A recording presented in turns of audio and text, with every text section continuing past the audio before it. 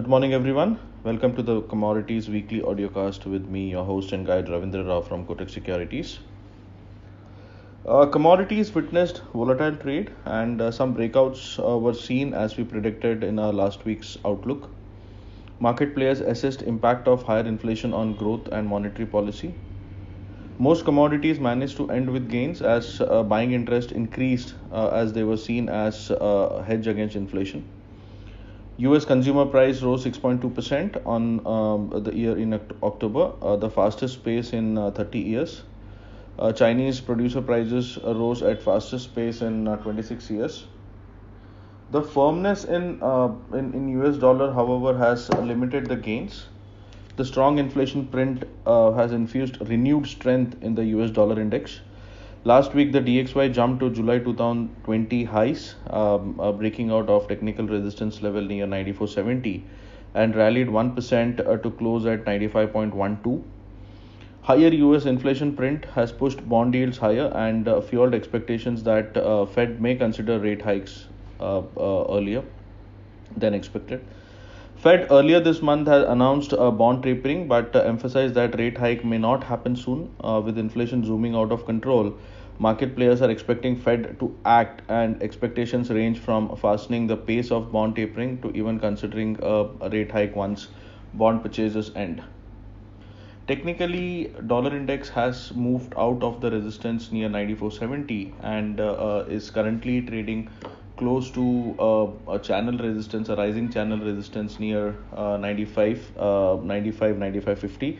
It has already penetrated that channel, but we need to see whether it breaks out of the breaks higher of the breakout candle, and the high of the breakout candle is near 95.60. So if that is taken out on a closing basis, then we might see dollar index moving further higher towards 96.50, 97 levels as well. But we need to wait for that, because if it doesn't happen, then it can be a false breakout and it can again fall towards 95 levels. So key level to watch for in a dollar index would be 95.60 on a closing basis. On the precious metals front, as expected, as we mentioned in our last week's podcast, both gold and silver broke out, registering solid gains. Gold rallied and tested June highs, indicating strong upward momentum. Gold gained 2.5% last week to close at $18.64 an ounce, whereas the white metal silver flew 5.7% higher to end at $25.31 per ounce. Gold has seen buying interest as growth and inflation concerns has brought a halt to a rally in equities, forcing investors to look for alternative assets. Amid other factors, ETF investors have continued to remain on the sidelines despite sharp gains, which shows lack of confidence. The discounted domestic market also shows weakening consumer activity at higher price. Overall, gold is on an upward momentum, with market players now eyeing the $19.20 an ounce level. However, as there are both positive and negative factors, corrective dips can't be ruled out, but that again would attract buying. Technically, as we mentioned last week, gold has come out of the multiple resistance zone near $18.36, $18.35, and it has went on to hit a high above $18.70 and is currently trading near $18.70.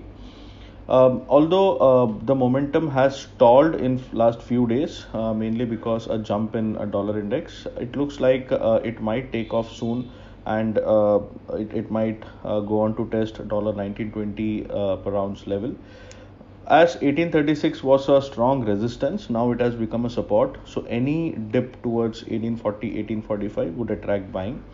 Similarly, in case of MCX gold, 48,800, 48,700 remains a good support. And the earlier resistance was at around 48,300, which was penetrated, and gold flew by around 1,000 points. So that becomes a strong support now. So until that holds, any dips in MCX gold might attract buying. In case of silver, silver was not moving above a 24.70, 24.60, and now it is sustaining above $25, and we expect the breakout to extend, and it might move initially up to 26 half, and if it sustains above that, there is an inverse head and shoulder pattern on the spot charts. and we expect the break of 2670 might extend the upside towards $28 as well, which is the target as per the inverse HNS pattern. In case of MCX gold, there is also an inverse HNS pattern, but the neckline is near 67,000, 67,200. So if it sustains above that, we expect prices to move towards 69,000 to 70,000. If it doesn't breach, then there is a possibility some corrective dips might come set in, but that again should be used as a buying opportunity. 65,500 to 65,000 would be an ideal level where buying might set in. Coming to energies, crude oil rose last week as market players reacted to OPEC's decision to continue with gradual production hike stance despite calls from US and other consumers to raise output and to curb energy prices. It, however, lost momentum and corrected after failing to break past $85 per barrel level. On demand front, optimism about US economy and easing virus-related restriction in some countries has improved a demand prospect. On the other hand, concerns about Chinese economy and rise in virus cases in certain countries has dented demand expectations. Lower Chinese crude imports also show weaker demand from China. Crude has weakened amid expectations that US may take measures to curb energy prices. Expectations range from release of stocks from emergency reserves to even restricting energy exports. We, however, do not believe that US may take any aggressive measures as supply is set to improve while global energy prices have also come off the highs and demand outlook remains uncertain. Overall, crude oil's upward momentum has come to a halt amid challenges both on demand and supply front. While volatility is likely to remain high, we do not expect a sustained decline as US may avoid taking any aggressive measures to limit energy prices. Technically, as we have been mentioning, NYMEX crude is trading in a broad range of $85 to $77.78. So whenever it moves to $84, $85, correction sets in and it comes again below $80 per barrel.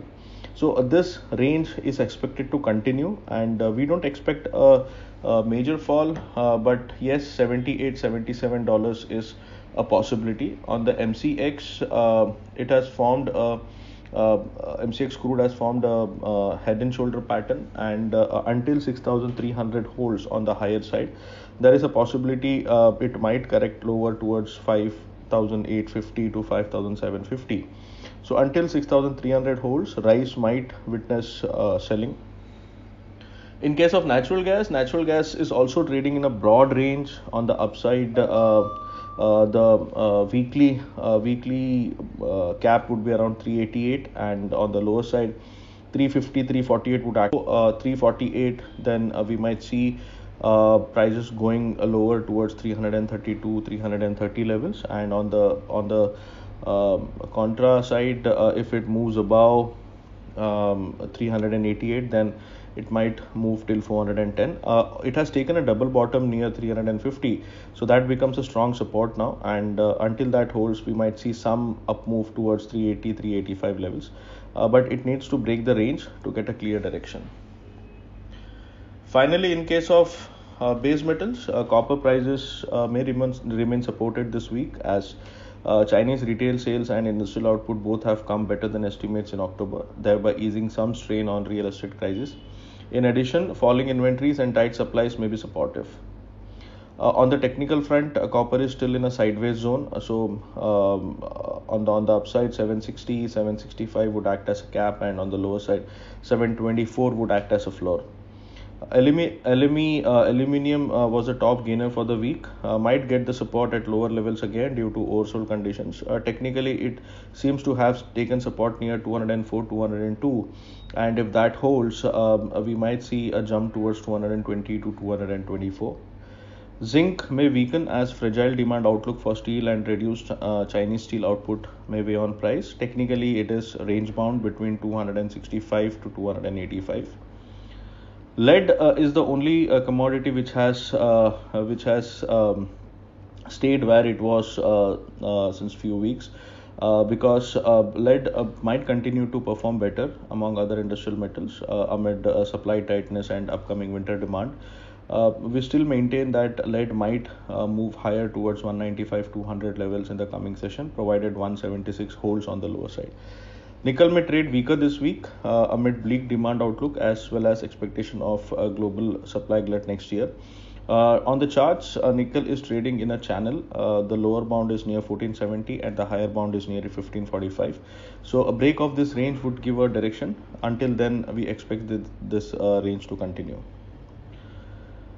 The economic data calendar this week is pretty quiet on the US front with only retail sales data scheduled. Need to see how US dollar index trades, whether whether it breaks out and sustains above 95.60 or the breakout that has happened is a false break. That needs to be seen. Precious metals have been detached from dollar since last few sessions, and we need to see whether it remains detached for long or it starts with the negative correlation that we have seen in past few sessions. That is all in this edition. I am signing off. All the best and trade safe.